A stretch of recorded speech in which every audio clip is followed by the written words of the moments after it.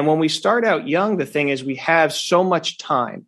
And time is this huge, huge valuable resource when it comes to investments and finances in general, time for things to grow. So what many people we see have happen is like, oh, I could put $100 into my investment account, but who really cares? It's only $100. It's not going to do much. Like I might as well not really worry about that right now or not take the effort to put that aside.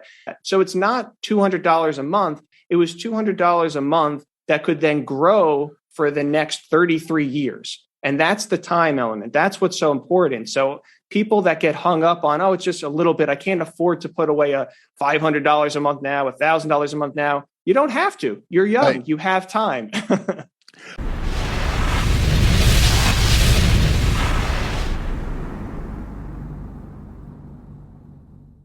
My guest today is Joe Oakley, a fellow New Jerseyan and certified financial planner.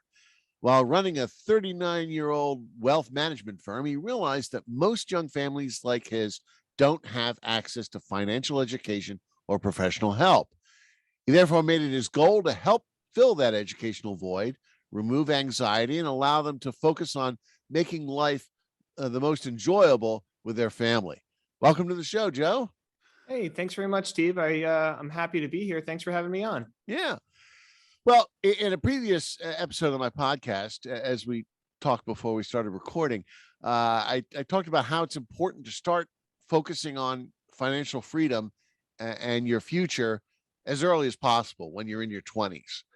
But that time in everyone's life, certainly in yours and mine, presents its own set of challenges, especially if you're married and have started a family. So that's why I wanted to talk to you about that to help out the listeners who are in that situation or may know folks in that situation and say, okay, well, it's all very well and good to say you should start in your 20s, but how the heck do I do that? So let's talk about that. It's a good question. What are some of the, obviously there are some financial challenges that young families face that older people don't. Why are their finances different? Yeah. So, when you first get out of college, let's say it's, you go from having no money and relying on mom and dad, and all of a sudden you have a salary and somebody keeps giving you money every single week. And you're like, wow, that's fantastic. So it may, only be let's say a $40,000 salary, even something that's small. It may feel huge to you. Uh-huh. And the first impulse that so many people have is, I have money. Let me see what I could buy. But that really translates into, I have money. Who can I give it all away to?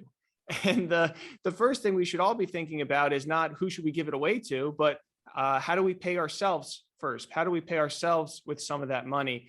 And so that mindset, that asking ourselves that question when we're young, and at least I could say for me, when I first got out of college, maybe not fully matured, is one that we don't really get taught to ask ourselves. So yeah, that's the thing. You get out, you get a job, as you say, people are giving you money, you're making a living, you say, wow, I can buy stuff. And you sort of go for that instant gratification.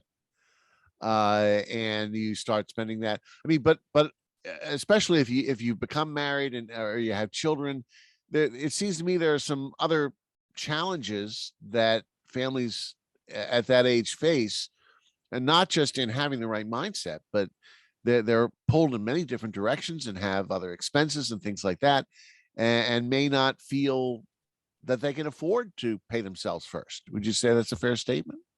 I say that would say that a lot of families probably run into that. The young families that I work with personally, we want to make sure to always try to set up their situation so they can pay themselves something first.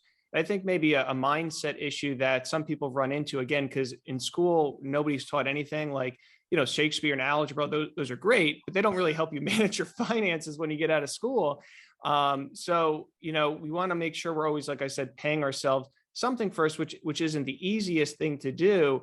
But when we think about our mindset and how we're going about doing things, we need to not just look at money as something that I need to earn more and more and more and more of, but look at money for what it is at an early age, which is a tool to help us do the things that we actually want to do in our lives. And when we start out young, the thing is we have so much time.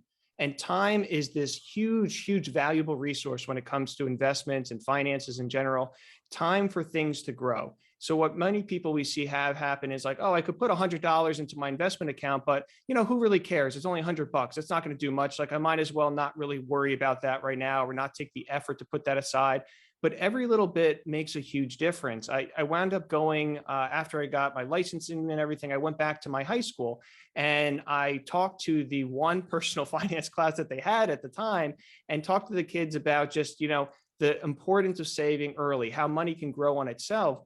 And one of the examples I went through was the difference between a 22-year-old, say someone that just got out of college, and a 23-year-old, somebody who said, I'm going to wait a year and just do the whole spending all my money on other things kind of thing for a year. And so the 22-year-old started to save $200 a month. And then the 23-year-old started to do the same thing. And they did that all the way to age 65, which is, normal retirement kind of age.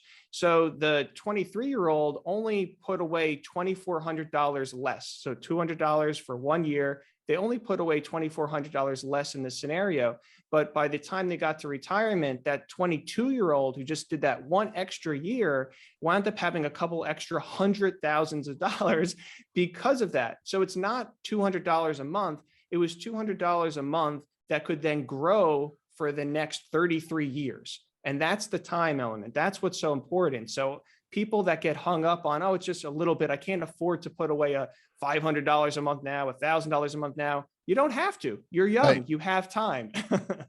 Well, yeah, that's exactly it. And that's what I talked about in that previous episode. And I'll leave a link in the show notes. That's something that the folks should listen to if they haven't already. But yeah, I mean, and you mentioned, not having sort of personal finance class. I'm a baby boomer. When I was in high school, you had home ec for the girls and you had shop for the boys, and home ec was, cooking and sewing and that sort of thing. But really they should have home ec for just that, economics, personal finance, and kids in high school that aren't getting this type of education. I'm a bankruptcy attorney, and I worked with some other bankruptcy attorneys to give a sort of a 45-minute seminar to seniors on personal finance, on how credit works, how credit cards work, fighting against identity theft. And it's a real eye-opener for the kids. They just don't have any idea what things are like.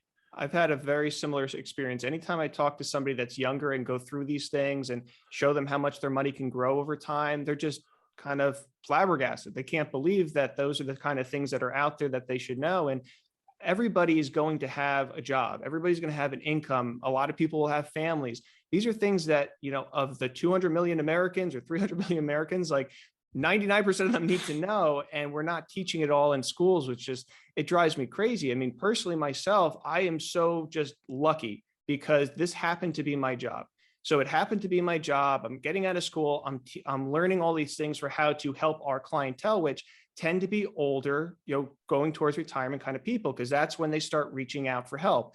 And I just applied those things to myself because, I'm helping these other people with these financial tips and good approaches. Like, why would I not do it for myself? And what I found is that when I talk to my other friends or younger family members at, parties or events, they all had this anxiety kind of over them because they didn't really know what they were supposed to do. They wouldn't know what they should be doing. They didn't know if they were in a good position, a bad position. And I just realized that I was so fortunate that this was my job where I could apply those things to me and not have that anxiety. I mean, I have a 5-year-old and a 2-year-old, and I don't have to worry about like, hey, can I focus on playing with them because I need to get another job and work later hours to make more money? Like I have an idea of where I am and I'm comfortable and confident in that. And that's really something everybody should have. Like, that's why I started my podcast, to try to help other people feel that way, because I shouldn't be the only one that gets to. Yeah. Well, so would it be fair to say that one of the things that people, young families or just young people should do is to seek out education and information on personal finance and teach themselves what they need to know?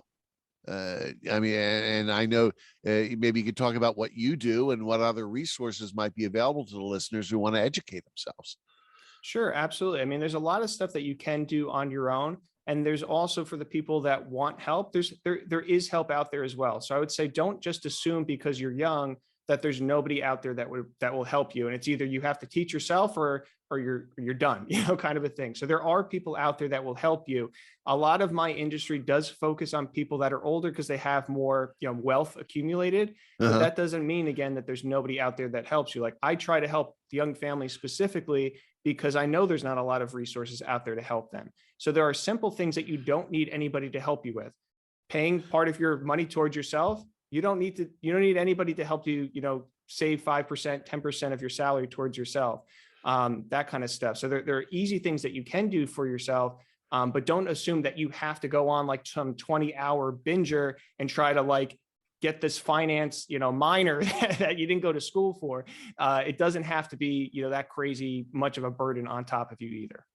Well, and another question people may have is say, look, I'm just trying to, it's enough just trying to find the money to invest into Mhm. a financial plan. How much is this financial planner going to cost me? How much is this education going to cost me? I mean, your industry. I mean, what should listeners know about what that cost is to talk to folks like you on that are just starting out? Yeah, so I mean, there's like I think it's called the XY Planning Network, has like a monthly fee-based subscription. Uh-huh. We work on a percent of the assets that we manage most times for people. So generally speaking, it's relatively inexpensive. And the thing that people should remember, like in that first example that I gave, like between 22 and a 23-year-old, how it can mean a couple $100,000 of difference. So if you went to say, you didn't hear it from me right now, say you went to somebody and they told you that when you got out of college, maybe you paid them a fee, but I'm guessing it would have been worth having an extra couple hundred thousands of dollars when you got to age 65. So even if there is a small price for something, that doesn't mean that it's not worth the price either to get you on the right path when you're young. Because again, those right decisions that you make when you're young, they just have this time to grow and compound and kind of build on themselves, and it just makes all the difference in the world. And it's scalable. You talked about it's your fee is a percentage of what's called assets under management. So your fee is however it's charged, whether it's quarterly or annually, is a percentage of whatever the portfolio size is, right? Right. So if you're starting out and your portfolio isn't that big, then the cost of this education is low. Right. And you say, it's costing you little now to have that extra $100,000 or $200,000 by the time you retire. Mhm. And also, as I understand it, there are two ways that people can be charged. They can either be charged as a percentage of assets under management or basically commissions on stock trades. But there you have someone, if it's assets under management, you as a financial planner only do well if your client does. Whereas the broker who's just taking a commission on whatever the trades are, they can be making money, but you won't necessarily. Yeah, we So try to. that fee structure, people need to understand that puts you both in the same boat. Right. So Right. if they're going to make you money because that's how they make money, right? Exactly. Yeah. So we call it, we want to sit on the same side of the table as all of our clients, Right. and so I would say more and more of it is working away from transactions. So if you have a very small portfolio, you're just starting out, maybe, you could go to Vanguard. Vanguard has CFPs that you can call up and they can give you some advice. It's going to be mostly investment derived. So like what I do is what we call comprehensive planning. So I'm licensed for securities, I'm licensed for insurance, I'm licensed for mortgages. So we can really look at someone's whole situation and make sure all of those pieces are pointing in the right direction. But there's certainly help through, a resource like Vanguard from day one, where you could reach out and talk to somebody that does have is credentialed to be able to give you advice on what kind of, mutual fund you might be using. And then with somebody like Vanguard, there generally is no transaction fee at all, kind of a thing. So there's more out there than you realize. It's not going to be like, oh, I have to save up $3,000 to pay somebody up front to get any help. There are definitely a lot more resources out there now where you can get some guidance without having to do that kind of a thing. And I know because my wife and I are in Vanguard, have a lot Mhm. invested with them because her father was with Vanguard. But Mhm. they still have management fees just like you do, but Mhm. they also have there are mutual funds as opposed to buying individual stocks, Mhm. and there are things called index funds, and basically they uh, just do purchases and sales within the fund to match what the market is doing. And since that's kind of a no-brainer. You just keep things balanced on a periodic basis. The fees are lower. The management fees are lower because there isn't as much to do. And would it be fair to say that in the vast majority of cases, most people are not able to beat the market average, right? Yeah, if you look at most statistics, most funds are not able to beat the market averages. That doesn't mean that there aren't any out there that do, Right. for sure. But for somebody that is what you would call a passive investor, not really wanting to get too much into beyond just being invested and, like you said, kind of spread out, Right. then that can be an appropriate way about going it, depending on somebody's situation, for sure. So I wouldn't say I don't want to give the illusion like, oh, if you use index funds and you're fine and you're safe, because that's they're tied to they're tied to an actual index, which may be more or less volatile, but it's certainly an appropriate tool that could be used in building a portfolio that fits what somebody's wanting to do. Right. And it's a matter of choice. I mean, you look at it, and yes, there are funds that can beat the average, but it's going to take more research and things like that to find funds that do that. Yeah, because if you don't find the right fund, you're paying a higher management fee for something that isn't going to beat the market average. So yes, your term of the passive investor, which is most folks. I mean, they're just putting money aside into their IRA every year, or if they have the ability to make choices in their funds within their 401k, then they don't want to spend the time doing the research and everything else, and an index fund may be right for them. But let's circle back a little bit. We were talking about some of the challenges. What would you say are the biggest financial mistakes that you see young families making, early on as they start out? Yeah, so some of the biggest mistakes, like I think we covered paying yourself first and Right. saving to a significant degree. So we'll skip over that one. But the other big thing, again, investments are one part of it. I think planning and the knowledge that comes with planning is by far the most important. So one of the big things that we always see young families in particular make really big mistakes with are not having the proper protections in place. So when you're young, your biggest asset is your future income earning potential. That may add up to millions and millions of dollars. If you're about to retire, your future income potential is almost zero because you're about to retire. When Right. you're 22 years old, it could be, $5 million. And so that future income potential is by far your most important asset. And you are crazy, in my opinion, to not protect that. Right. So the first thing that most young families fail to do is look at life insurance. Life insurance is something that is, when you're young and healthy, it is so easy and cheap to get. A lot of times now, depending on the size of the policy, you don't even have to go through like a formal blood work and underwriting and all that kind of stuff. They have kind of express ways to go about getting it.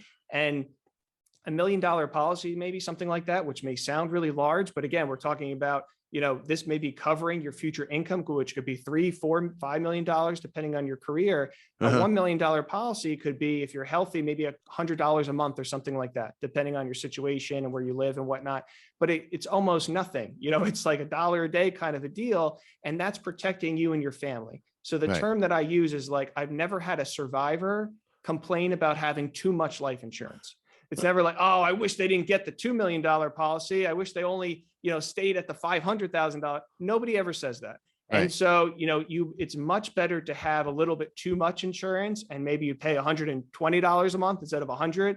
Again, not a big difference. You're not even going to notice that kind of a thing after like a month or so. That's the biggest thing. So the other offshoot of that would be disability insurance, which is statistically even more likely to happen than passing away. So those protections with disability and life insurance when you're young, when the coverage is cheap, when you can lock it in with your good current healthy situation, is something that we see almost every young family oversee. They say, oh, I have some life insurance to work, I'm probably fine. You're almost certainly not. And there's a strategy to it too. I mean, you mentioned through work and everything, and term insurance. Yes, term insurance can be very cheap. I likened it to gambling. You're betting the insurance company you're going to die this year, and they're betting you won't. And it renews every year. But to some extent, there should be some strategy to it. Yes, you load up now, but as you get older, and your investment portfolio and your insurance coverage sort of become inversely proportional to one another. So as one grows, the other can diminish, and you can start scaling back and say, well, we've got enough here in investments and things like that. If we need to take an early withdrawal, whatever, to maybe scale back on the insurance. And also, wouldn't you say that a small amount of whole life insurance to just protect the estate and the expenses of the estate upon death might be a good idea to have in place? Not a lot. You don't need a lot. And like I said, term life is cheaper, but there is somewhat of a strategy to it. In my opinion, we generally don't really see a fit for whole life more times than not, because like you said, it is expensive, and any savings, as they call it, that are built up in the policy, which are really just a fancy way of saying overpaying them and putting more money with them than it actually is needed to cover the cost of the insurance. So back when, estate taxes were, you didn't have an $11 million exemption for each individual and that kind of thing. And the limits were more like $2 million a person. Then some kind of a permanent life policy might have been more applicable, at least in our opinion, to kind of handle some of those estate issues. But with where things sit right now, with how high the federal and most states have, no estate tax, or if they do have estate taxes, they're usually a pretty high level now. In New Jersey, it got raised up significantly about, I guess it was like 5-6 years ago. It got raised up significantly. So, overall, we generally are not big proponents of whole life insurance just because of that kind of fact. But like what you said, if it's a very small piece that someone's insistent on, maybe you could make a case for it. But, for most of our clients, we tend not to see situations where we think it's necessarily a fit. Right. With whole life, though, you have a cash surrender value where at some point it gets paid to the point where the premiums are paying, where the investment is making enough money, the dividends are paying the premiums. So basically, you're able to continue to carry at some point in your life this coverage without it costing you anything. Would that be a fair statement?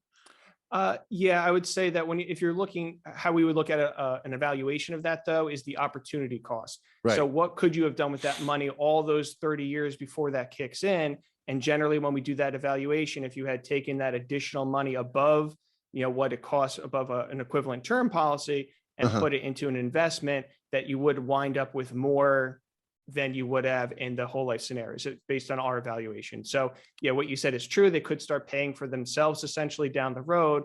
But again, if you include the opportunity cost, for us, at least when we do the evaluation, we don't always see the best fit for it. Okay. So we've covered paying yourself first and protecting your biggest asset yourself through life insurance and disability insurance. Are there any other financial mistakes that young families make?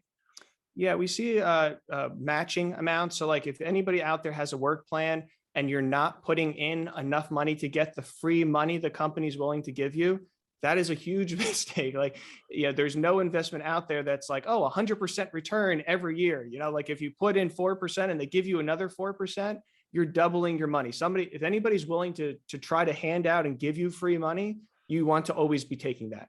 So that's the other big one. When we see somebody come in and like maybe the husband's putting into his work plan with no match and the wife is not putting into hers and they offer a match, it's like, no, we're all wrong there. We got to switch that. We got to make sure it doesn't matter if it's the husband or the wife. We got to get that free money if they're willing to give it to us.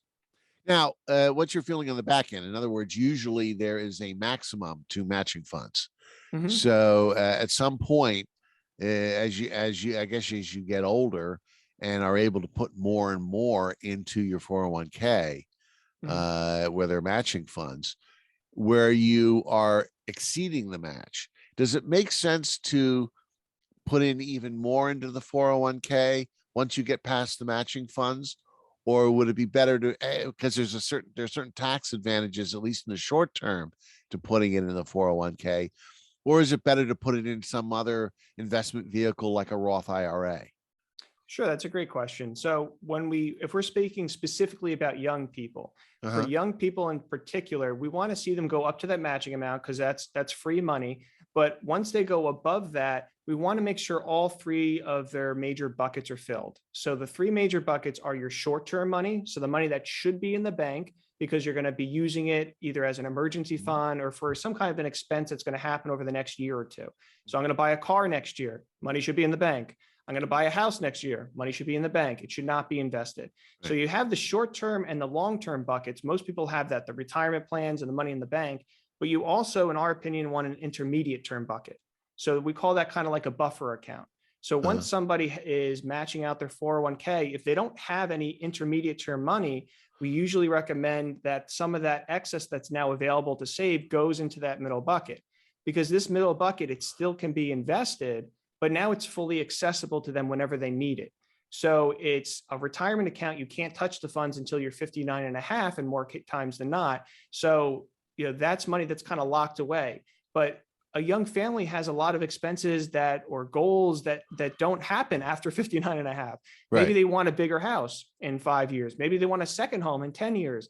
Maybe, Mary's going to get married in 8 years or something like that, a wedding fund.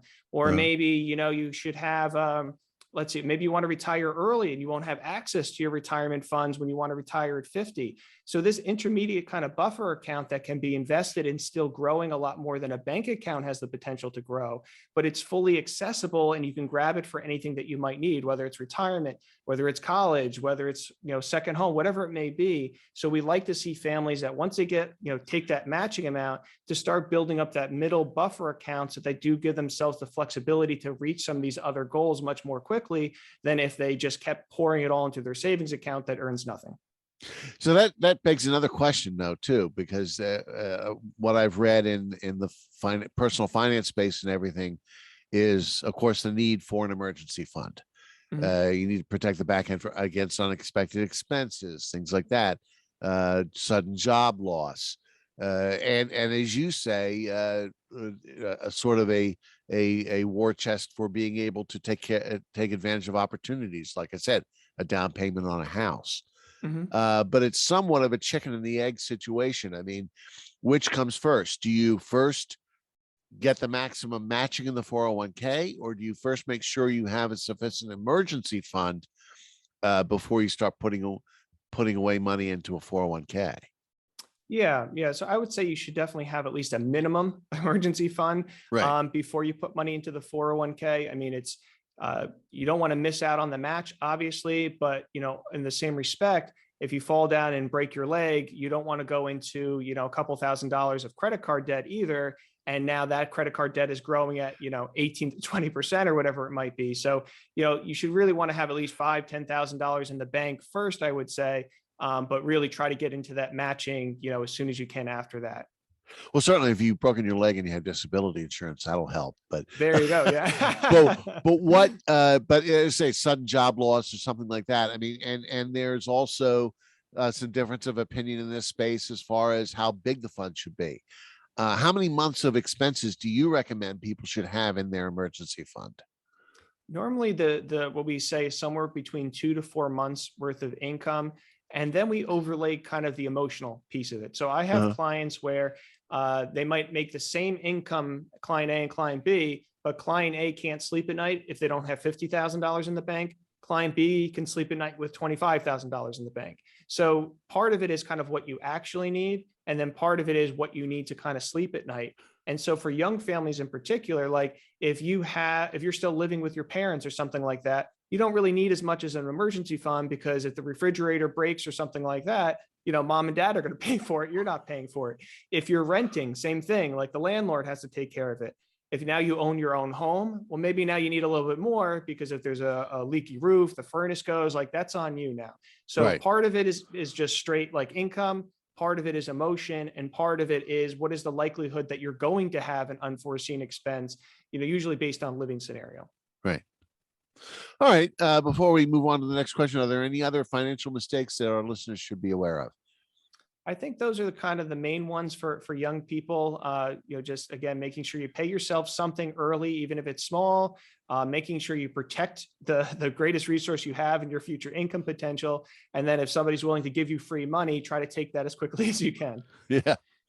Well, I think we've also, in talking about the mistakes, also talked about the most important steps that that young families should take? I mean, we're talking Mhm. about the emergency fund and maximizing the matching in a 401k if that's available to you.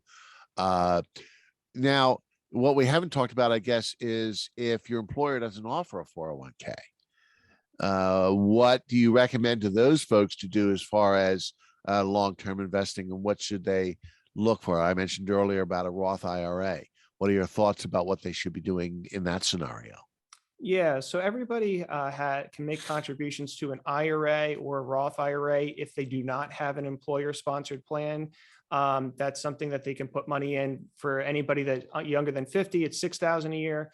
Over 50 is $7,000 a year because it has that extra $1,000 catch up. So, those are accounts that you could use. And for a Roth IRA, how it works is when you put money into it, you don't get a tax deduction. So, like our traditional Roth IRA, if you earn 100,000, but you put 1,000 into your regular IRA that year, the government looks at it as really you only earn 99,000 because they Right. take that deduction off. So with the Roth IRA, you don't get that deduction. However, the money now grows fully tax-free over time. And so in our opinion, that's a huge advantage for somebody that's young. I mean, you kind of think of it, would I rather tax the seeds or would I rather tax the harvest down the road when it grows for 30, 40 years? I'd rather Right. tax those tiny little seeds now and then get all that tax-free benefit down the road. So, when younger people are, especially they're not earning that much either, they're not far along in their careers, let's say, the tax deduction really isn't even going that far anyway. So if you're making, four or $500,000 a year, maybe that tax deduction is a little bit more valuable because you're saving 35% off that amount from your taxes. But when you're young and you have time for it to grow and the tax deduction really isn't that significant based on your income, Roth IRA is almost always what we would recommend. Now, there are instances in which a Roth IRA may not be available to folks. Mhm. Certainly, though young families and things like that, it's most likely available to them. But there are certain income caps, aren't there? You can't make you can't have invested in a Roth IRA if you make too much money. What is that? What are those caps? What should people be aware of? So I believe off the top of my head, it's somewhere around 204,000, I want to say, for this year of combined household income. So it's pretty high if you're married filing jointly. I think if it's single, it's about roughly half of that is where the cap is. But generally most people fall underneath that, especially as a younger family. If you are over that, and you do not have a company work plan, you can always make a contribution to a regular IRA and still get the tax deduction because the government's saying you don't have any options at work. So we have to allow you to do something, basically. Okay. But again, with the limits are pretty high. So it generally most people are okay with that, again, as a young family. And then they may move into being, beyond that, hopefully, if they're doing really well with their careers down the road. Right. So we talked about 401ks and everything, and people over the years, as they move through their careers, they may go from job to job, Mhm. and they may need to roll over that 401k from a previous job. How does that work? Do you roll it over into the 401k of your new employer? Do you roll it over into an IRA? And if so, what kind of IRA? How does that rollover work? And what should folks do when they change jobs to make sure they preserve what they've already invested? Sure, sure. So the general mechanics of it is if you have a Roth 401k at work and you wanted to put it into an account that you can have access to, directly kind of a thing, Uh-huh. it would have to go into a Roth IRA. Uh-huh. So Roth 401k, Roth IRA, regular 401k, regular IRA. So you have to keep those consistent. Otherwise, you're going to mess up the taxes. Right. When you do that, if you decide to do that, it should be done through a direct transfer. So, if you're at Vanguard and you want to go to T. Rowe Price for the IRA, it should be done directly with paperwork between the two companies. If you call up Vanguard and say, hey, give me all my money, and then you give it to T. Rowe Price, if you miss this 60-day window that they have, then it's going to be fully taxable in the case of a regular IRA, or you won't be able to get any more tax-free growth from the Roth IRA and the penalties with it. So it's really important to make sure that it's being done directly. Now, from a standpoint of should I do it at all, what we normally recommend for people is you don't want to leave a bunch of old 401ks out there. So if you change jobs 4 times, now you've kind of got a mess on your hands. Like, what are they Right. invested in? What's being done with them? It kind of starts to get disorganized. So you should be moving it one way or another to some kind of a new account, whether it's with your new provider or an IRA. And really, that's an evaluation that should be done based on, what are you trying to accomplish? So some people, like for our clients, if they want us to manage the funds for them, they're coming to us.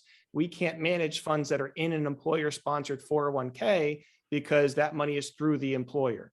So Right. if they want us to be able to manage and help them with it directly, then that would be one of the reasons why we'd be moving it to an IRA as opposed to just moving it to their new 401k. The other consideration to make is most 401ks usually have like 20 to 25 options of what you can actually invest in. If it's in an IRA, you can invest in anything basically. So like the 20,000 different mutual funds and ETFs and everything else that are out there, you have access to through an IRA, where a 401k, you can only use those 20 or so investments that they're letting you use basically. Yeah. There would be some instances where you may not want to use an IRA as opposed to a 401k though, as well, that people should be aware of. 401k, it's not included in bankruptcy, so that has extra bankruptcy protection to it. There's also loans on a 401k, whereas an IRA, you cannot take loans off of. And then this wouldn't be applicable for young people, but for older individuals, if you retire from your job at, let's say, 55, if you move it to an IRA, you won't be able to touch it to 59 and a half without penalty. If you leave it in the 401k, you can touch them penalty free at 55. So it's not a black and white thing where you should always do it or you should always not do it. I would say you should probably never really leave a bunch of 401ks that are old out there because you kind of lose track of them and what they're in and everything. So you kind of want to bring them along with you in some way or another. But to have somebody kind of go through that evaluation to see should it go into an IRA or to a 401k based on your specific circumstances. Well, you raise a good point about bankruptcy too. And hopefully, people never have to do that if they're planned right for financial freedom. But at a 401k, yes, under the at least the federal exemptions, depending on where you're filing bankruptcy, certainly here in New Jersey, yes. But an IRA does have protection as well, but there is a cap on the amount that you can have invested in IRAs. It was at one point $1 million. I haven't had any clients that have more than $1 million in an IRA. But yes, there is some risk if you file bankruptcy at a point where you have a lot of money in IRAs as opposed to a 401k. Yeah, that is a consideration should things go off the rails and you need to file bankruptcy. I mean, most people that we're working with, they want us to help them manage the assets. So, an IRA is oftentimes what seems to be the best fit based on our conversations. But again, I just don't want to throw a blanket statement out there and have everybody just doing it just because, you need to make sure that it's a good fit for you.